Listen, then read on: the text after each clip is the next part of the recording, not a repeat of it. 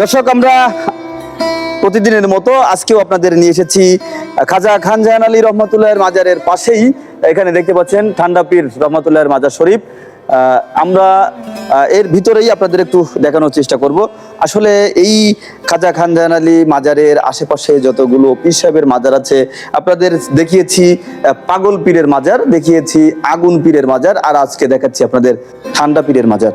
দর্শক, আমরা একটু ভিতরেই আপনাদের দেখাবো, কিন্তু আসলে অন্ধকারাচ্ছন্ন এই জায়গাটি। আমরা এই ভিতরেই দেখছি এখানে এই যে মাজারটি, এটি হচ্ছে ঠান্ডা পীরের মাজার।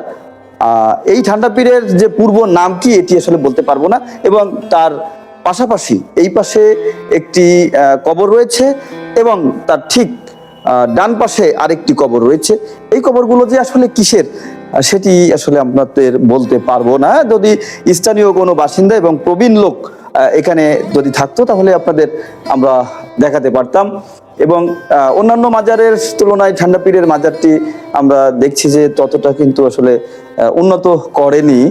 তবে কর্তৃপক্ষের কাছে আর্জি রেখে যাচ্ছি যেন এই মাজারটিও একটু দৃষ্টিনন্দন করা হয়, কারণ বাংলাদেশের বিভিন্ন প্রান্ত থেকে আমাদের এই বাগেরহাটে খান জাহান আলীর এই পূর্ণভূমি দেখতে আসে, খান জাহান আলীর মাজার দেখতে আসে, এবং খান জাহান আলী মাজারের আশেপাশে তার যারা অনুসারী ছিলেন, যারা অন্যান্য পীর সাহেব ছিলেন, তাদের মাজারগুলো একই আদলে করা হোক এবং এগুলো পরিষ্কার পরিচ্ছন্ন করা হোক, দৃষ্টিনন্দন করা হোক, যেন সারা বাংলাদেশে এই বাগেরহাটের নামটি এই মাজার দিয়েই যেন আমরা পৌঁছে দিতে পারি।